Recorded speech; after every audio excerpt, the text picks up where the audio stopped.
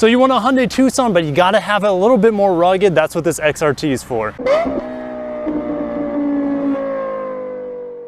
Now there's a few changes here on this vehicle that sets it apart for this XRT model. We have these additional notches around the wheel arches, exclusive 19-inch matte black wheels. I think they look great. We have a unique front fascia here. Typically there's a silver outline on the bottom, and we also have these additional notches, these vertical notches on the front. We have black window surrounds. Typically this is an aluminum or a chrome sort of finish. We also have these roof rails here that look right at home on this more rugged XRT model. On the back, to match the front bumper, we have those additional notches, these vertical notches, and then we have a little hitch down here for you to tow your outdoor things. 8-track, you know this has got all-wheel drive. We'll talk about the powertrain here in a little bit.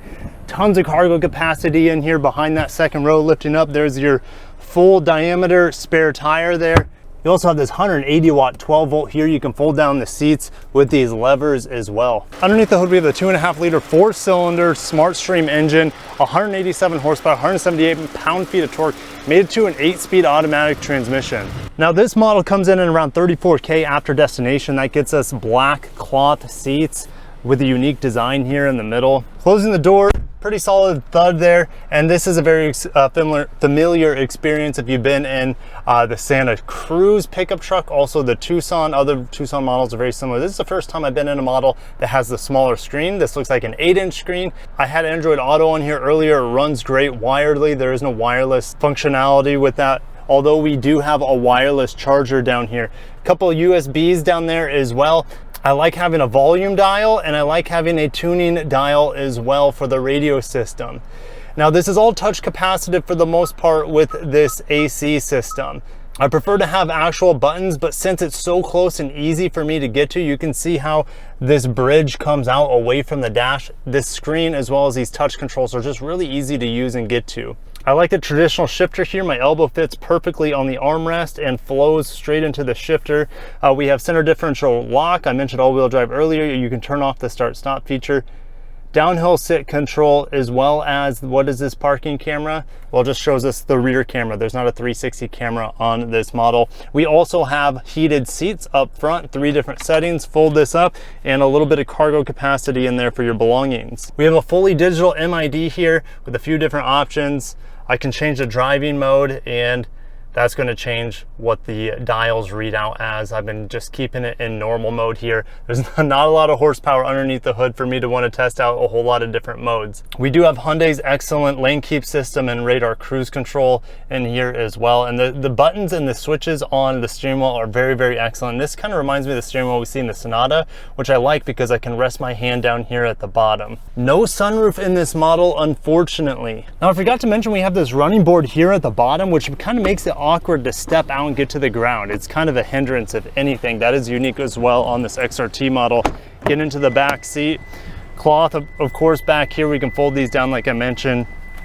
Are these automatic one touch? No, these are not one touch windows on the way down. We have matte pockets on each side. A couple USBs back here. It's nice because that'll power my camera here in a little bit. Fold this piece down. We got a small cup holders. And can I recline this seat if I want to? Absolutely. So Hyundai gives you that option to recline your seat, and I have a ton of headroom, especially since there's no panel roof or sunroof in this particular model. We also have a couple vents back here, and the amount of legroom I have is quite impressive. The last Tucson I drove was the hybrid, and man, that hybrid was pretty darn good. Here in this naturally aspirated 4-cylinder, for the average person, this is gonna be perfectly fine. Now, I'll tell you what kind of fuel economy I'm gonna get by the end of this, because I really don't know. I haven't driven this vehicle enough at this point to tell you roughly, but I'm gonna say if I can get around 25 miles per gallon, a little bit of mixed driving, I'm gonna be happy. And this is also the first Tucson I've been in that doesn't have leather seats. What do I think about these cloth seats? I think they're perfectly fine. They're serviceable,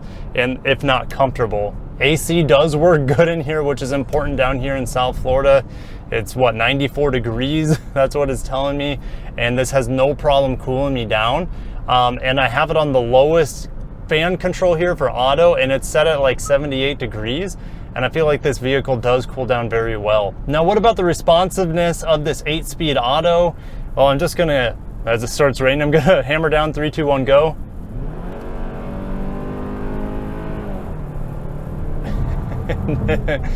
You know, I'm very impressed with the responsiveness of the transmission, but really nothing happens. This little 4-cylinder makes a lot of noise and it doesn't really make the vehicle go anywhere. I'm used to driving the 1.6 turbos in Hyundai products, Kia products, as well as their hybrids, and they're very, very stout with their torque, and they do have a little bit more top-end power than this vehicle. Now with the exterior design, I mean, to be honest, this is probably the best looking Tucson I've seen. I could do without the running boards because they literally just get in the way, like I mentioned earlier. But these black wheels and this dark paint color in the roof rack does a lot, in my opinion, to make this vehicle look a little bit better. It kind of distracts you from the overly busyness of this vehicle. I love the front end, I love the rear end overall in the Tucson. The side with all the creases and the panels, the overstyled wheel arches, typically is a bit mind-numbing with the amount of details, but in this particular model, Hyundai has added even more details, more features, and somehow it works for me. Your mileage may vary with how you think this vehicle looks. Now I'm going over some rough pavement here, and the Tucson is handling it really, really well. And that's the thing, like, this vehicle in this segment has to be really good because it's not only the best-selling segment, but it's arguably the most competitive segment.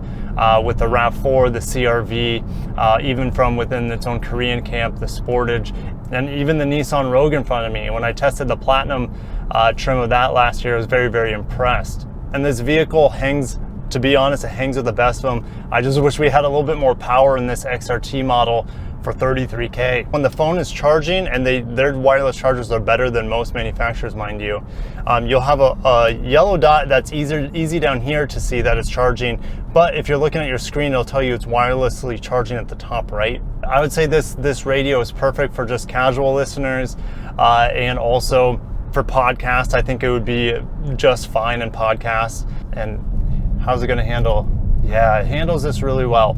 And here's another thing, no, this is not a luxury vehicle. Even though the ride quality is good, I do get a decent amount of road noise, which again, this vehicle is not on a smooth surface right now. And I'm also getting a lot of like creaks and rattling. I wouldn't say they're too annoying, but over this rough pavement here, you definitely notice it quite noticeably from the A-pillars around the dash area. You kind of hear just like that plastic cracking, creaking sort of noises. But now we're on smooth pavement, and I heard that GX fly by, but it is very quiet in here, and this road is excellent, and I'm not hearing any of those cracks or creaks. It feels very, very comfortable in here as long as the roads are good. I think this Rogue has had their blinker on for about a quarter mile. Oh, okay, they are they? No, they're not turning there, but I'm gonna get around them because I think they're finally, yeah, and like me getting around them is, even putting the pedal down, nothing really happens. It makes noise, and it's satisfying because it is pretty decisive with its shift. It's just, there's no power or torque to get this vehicle to go anywhere quick. Get into the brakes, they're very enjoyable actually in this vehicle. I kind of like getting on the brakes hard here. Hyundai's done a great job with the brake feel, and we're just going to, I'm pedal down, mind you, right now. There we go. You know, we're gonna get there. They're 60. So 0 to 60 from what I'm reading is around in 9 seconds. All-wheel drive, like this model, is probably slower. And what is it like now that I'm going 55, 60 out here on, like I said, good roads? Don't do a Volvo. Don't do a Highlander. They did it. It's okay. That's what they need to do to cross 41. 60 miles an hour, what am I hearing? What am I feeling? A little bit around the mirrors, but it's actually very quiet. I'm not getting a whole lot from the road. Getting a decent amount of like white noise overall, but yeah, Hyundai's done a great job to insulate the cabin as long as the roads are good, like I mentioned earlier. So who's this XRT model for? Well, people who want the vehicle to look better than on the outside than it does on the inside. Now, I'm not saying that it's badly designed in the inside. I think they did a great job, especially from the ergonomics. It's just very basic. I don't have a lot of features in here. Like I mentioned, no sunroof, basic sound system, basic screen here. Even though this is fully digital behind the steering wheel, I could live with some analog gauges if I had a better sound system, for example, and a nice sunroof. But those are all just personal things. This is definitely a vehicle for someone who wants to look a little bit more outdoorsy, looks a little bit more sporty. I like the roof rails inclusion on this. It does look pretty good overall. Maybe the best looking Tucson your money can buy. Hit the like button if you haven't, and subscribe for more Korean auto news and reviews like this one. Catch you in the next one.